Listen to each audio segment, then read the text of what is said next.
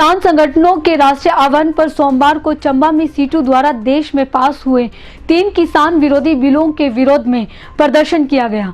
Situ के कार्यकर्ताओं का कहना है कि तीनों बिल किसान और कृषि विरोधी हैं और इससे बड़ी बड़ी कंपनियों को खुली छूट मिलेगी और किसानों को इससे भारी नुकसान होगा, जिसके विरोध में उनके द्वारा ये प्रदर्शन किया गया। और अगर आने वाले समय में भी सरकार किसानों के विरुद्ध इस बिल को वापस नहीं लेती है तो उनके संगठनों द्वारा भारी विरोध प्रदर्शन किया जाएगा।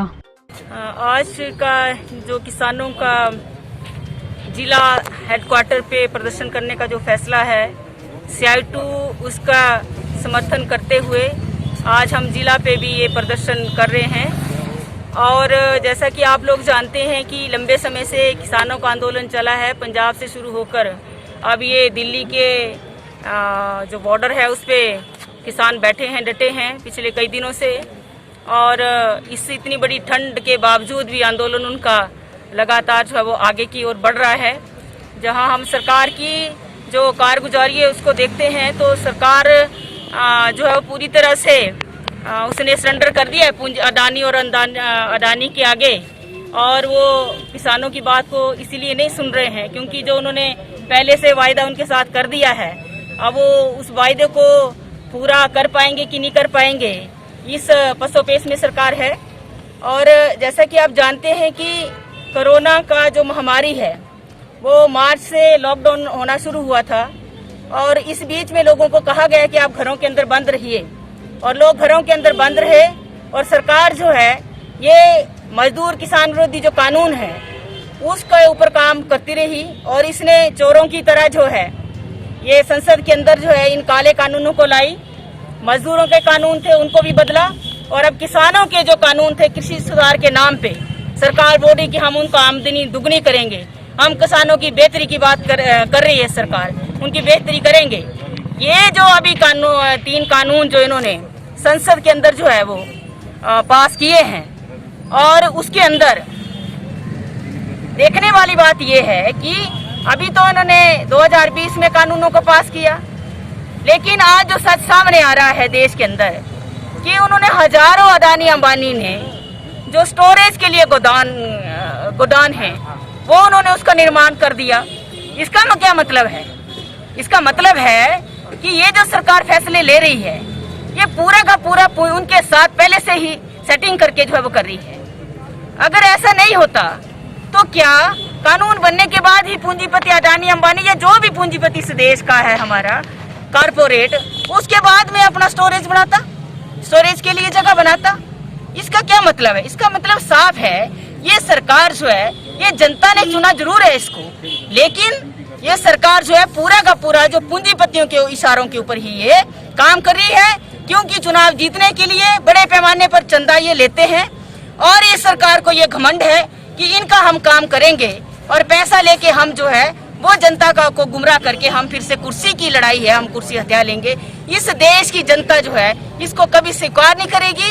ये जो सरकार करी है ये जनता के फायदे में नहीं है। किसानों का आंदोलन एकदम से सही है और किसान ठीक आंदोलन कर रहे हैं। अगर कृषि ये कानून अगर लागू हो जाते हैं तो इससे किसानों के लिए ही दिक्कत नहीं है, इससे आने वाले समय में आम आदमी के लिए जो उसकी मुश्किलें हैं वो बढ़ने वाली है। मैडम जैसे किसान वहाँ पे बिल्कुल हमने कहा ना कि जब ये देश की संसद में पास हो रहे थे हम उसी समय से विरोध कर रहे हैं और जब से पंजाब के अंदर ये चला है तो उस समय से हमारा भी हिमाचल प्रदेश में CI2 का आंदोलन है, किसानों का आंदोलन है। तो जो इसका पहले ये विधेयक लाए थे उसकी कॉपी थी उसको जलाया था किसानों ने हिमाचल प्रदेश के अंदर भी, पंजाब के अंदर तो लड़ाई शुरू की उन्होंने। जब नहीं सुना तो वहां पहुंचे। 100% हम जो है मजदूर आंदोलन किसानों के आंदोलन के साथ हैं और आने वाले समय में जिस तरह का भी किसानों का आंदोलन का जो फैसला होता है उनकी कोऑर्डिनेशन कमेटी फैसला लेती है। 100% C2 भी जो है किसानों के आंदोलन का मदद करे, वो इसलिए करना जरूरी है। देश के और लोगों को भी, सभी नागरिकों को भी इसके आंदोलन का समर्थन करना इसलिए जरूरी है क्योंकि ये जो सरकार फैसले ले रही है ये फैसला आम जनता के हक में कतई भी नहीं है।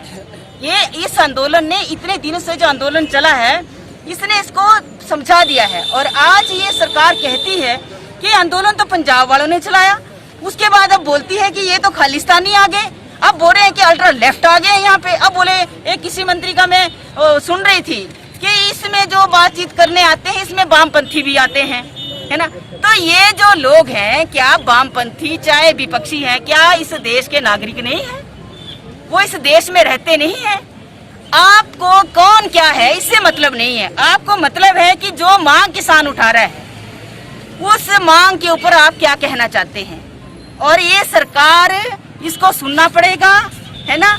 ऐसा नहीं हो सकता है कि आप पूंजीपतियों के इशारे पर इस तरह से काम करते रहेंगे और जनता देखती रहेगी। देखिए आप, पंजाब से चला था पहले, बोला हरियाणा भी नहीं आया, पंजाब ही, हरियाणा वाले आए, यूपी वाले आए। आज कल से आप देख रहे हैं कि राजस्थान के तो किसान अपने पशुओं को लेकर ही आ रहे हैं, वो क्यों वही बांधेंगे वहाँ पशुओं को भी ले जाकर। तो ये बहुत बड़ा अपने आप में सरकार अपने लिए परेशानी पैदा कर रही है। इसलिए समय रहते जो हम तो यही मांग करते हैं कि किसान की मांग को जो है वो सुने। देखो ना, इतनी ठंड में, कड़कड़ाती ठंड में लोग वहाँ बैठे हैं, मर रहे हैं, है ना। 14-15 लोग मर गए ठंड से वहाँ पे किसान, है ना। ये कैसी सरकार है? मतलब बिल्कुल भी संवेदनशील नहीं है। संवेदनशीलता सरकार के अंदर है ही नहीं, संवेदनहीन सरकार है। तो ऐसे तो नहीं चलेगा ना देश से। देश के लोगों को सुनना पड़ेगा। आज के आंदोलन के बाद तो हमारा जो केंद्र की कमेटी, राज्य की कमेटी जो है किस तरह से फैसला लेती है, हम भी उसी के अनुसार चलेंगे। अगर किसानों के आंदोलन में हमें दिल्ली जाने की भी जरूरत पड़ती है, हमें ऐसा हमारे राज्य कमेटी, देखो ये संगठन के रूप में हम काम कर रहे हैं, तो जिस तरह संगठन का फैसला होगा वैसा हम करेंगे। दूसरा तो ये है, यहाँ पर लोकल लेवल पे तो हम कल से ही पहले भी कर रहे हैं, अपने जो हमारे मजदूरों की इकाइयाँ संगठन की, वहाँ जाके इस किसानों के आंदोलन के बारे में, कृषि कानूनों के बारे में, सरकार की पॉलिसी के बारे में हम जो है वो छोटी छोटी इकाइयों के रूप में जाके लोगों को जागरूक करेंगे।